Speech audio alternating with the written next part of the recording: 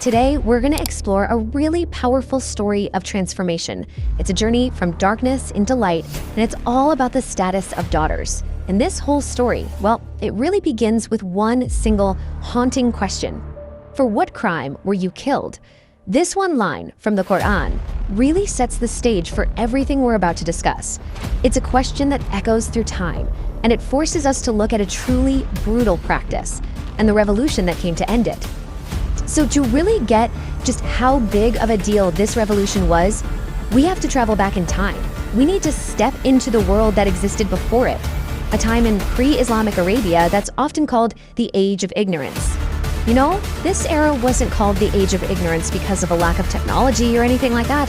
No, it was about a profound lack of humanity. Compassion and justice were hard to find. Society was basically run by one brutal rule. The strong did whatever they wanted to the weak. And in a world like that, some truly cruel customs took root. One of the most tragic was the idea that having a daughter was something to be ashamed of. Just try to imagine that for a second.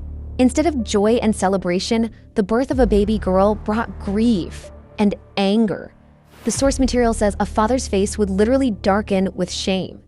This wasn't just some private disappointment. It was a cultural stigma, and it was so powerful that it led people to do the unthinkable. This cultural shame wasn't just an abstract concept, it had a human cost. And that brings us to a story. It's a story that is incredibly difficult to hear, but it's absolutely essential to understanding the change that was coming. It's the story of a girl who was buried alive. It all starts so innocently. We have a little girl, just full of life, who trusts her father completely. So when he suggests they go for a walk, of course she's excited. She has absolutely no idea that he's leading her away from everything she knows, out to a desolate spot with nothing but sand and silence. And once they're there, he starts digging. With every scoop of sand, he carves this deep, dark pit. You can just picture his daughter watching him, her initial excitement slowly turning into confusion. So she asks the kind of simple questions any child would. "Father, what are you doing?" Her voice isn't filled with anger, just curiosity, maybe with that first little flicker of fear. But her father doesn't say a word. His actions are the only terrible answer she's going to get. And then comes the moment of ultimate betrayal. He picks up his own child and he lowers her into that cold, dark hole. In that one instant, her entire innocent world is just shattered. Of course, panic sets in. She cries out, her small voice just filled with absolute terror. "Father, take me out! I'm scared!" She's begging for safety from the one person in the world who was supposed to be her protector. But the weight of this cruel culture had hardened his heart. He ignores her cries. He starts to fill the grave. Her voice gets fainter and fainter until there's nothing left but silence. A living, breathing child buried in the sand. An act of cruelty that profound, that unimaginable, it doesn't go unnoticed. And this is where our story takes a major turn, from a human tragedy to a divine response. This is the turning point. On the day of judgment, it's not the father who's questioned first, it's the little girl. She will be the one who is asked, "For what crime were you killed?" Now, the question isn't really for her. How could she possibly answer it? No, it's for everyone else to hear. It's a question meant to lay bare the absolute, undeniable injustice of what was done to her.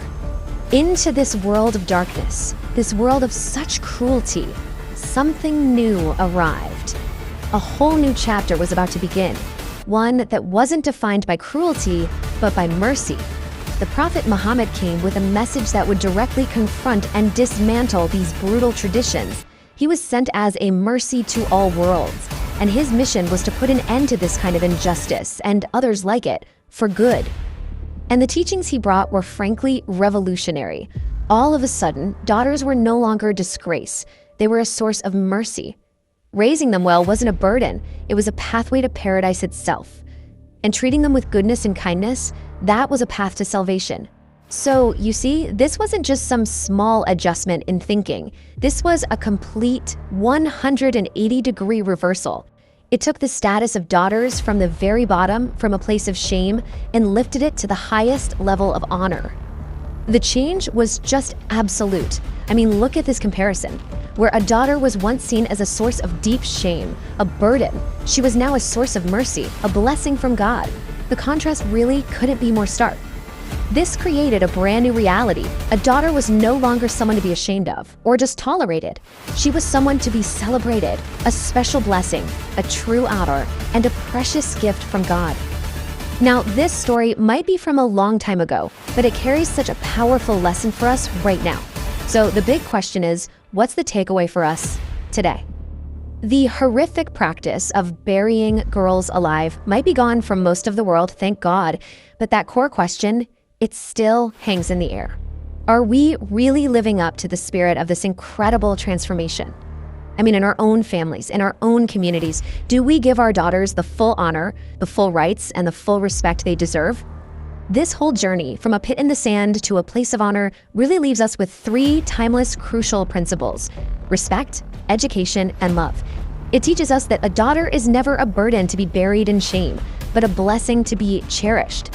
And that incredible transformation, well, it isn't just a piece of history. It's a living, breathing challenge for every single one of us. And the question is still out there. How are we answering that call today?